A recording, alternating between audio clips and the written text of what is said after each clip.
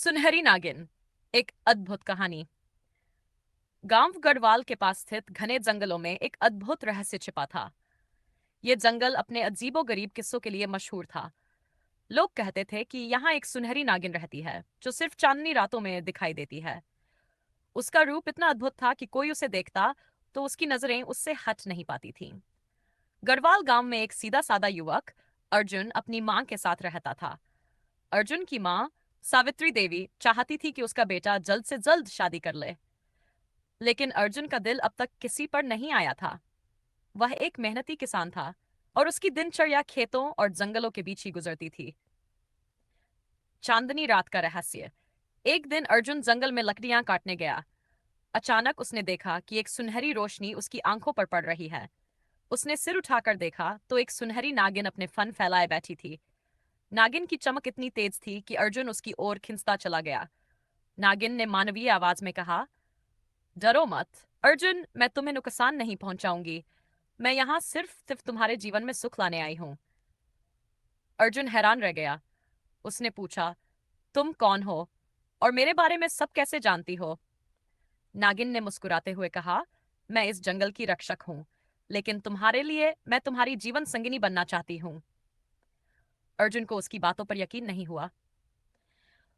कुछ दिनों बाद सावित्री देवी ने अर्जुन पर शादी के लिए दबाव डाला।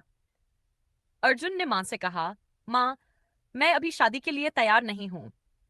सावित्री देवी ने कहा, तुम्हारे पिता के बाद तुम ही मेरा सहारा हो।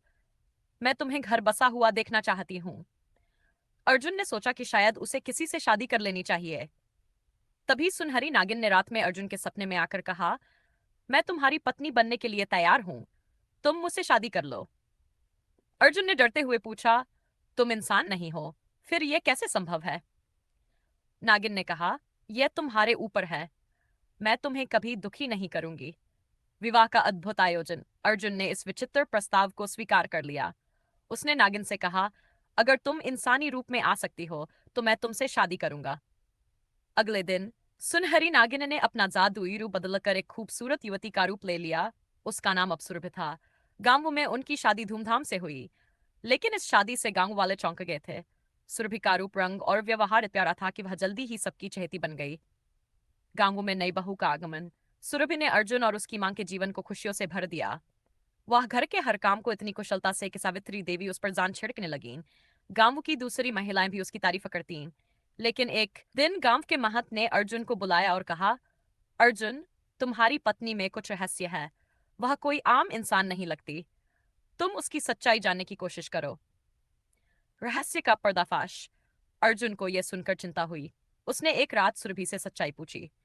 सुरभि ने कहा, मैंने तुमसे कुछ नहीं छिपाया। मैं वास्तव में सुनहरी नागिन हूं, लेकिन मैं तुम्हारे प्यार के लिए अपना सब कुछ छोड़ चुकी हूं। अब मेरा जीवन तुम्हारे साथ जुड़ा हुआ है। अर्जुन ने उसे भरोसा दिलाया कि वह उसे कभी नहीं छोड़ेगा। गांव में मुश्किलें। सुरभि की सच्चाई एक दिन गांव के कुछ शरारती लड़कों को पता चल गई। उन्होंने उसे डराने के लिए उसे पकड़ने की कोशिश की, लेकिन सुरभि ने अपनी शक्तियों का इस्तेमाल करके खुद को बचा लिया। इस घटना के बाद गांव वालों ने अर्जुन से कहा कि वह अपनी पत्नी को छोड़ दे, लेकिन अर्जुन ने सबके सामने घोषणा की, सुरभि मेरी पत्नी है। चाहे वह इंसान हो या नागिन, वह मेरी जिंदगी का हिस्सा है। मैं उसे कभी नहीं छोड़ूंगा। सच्चे प्यार की जीत। सुरभि के प्रति अर्जुन के सच्चे प्यार ने सबका दिल जीत लिया। धीरे धीरे गांव वालों ने भी उसे स्वीकार कर लिया। सुरभि ने अपनी जादुई शक्तियों का इस्तेमाल गांव वालों की मदद के लिए किया। उसने गांव के सूखे कुओं में पानी लाया और कई बीमार लोगों को ठीक किया।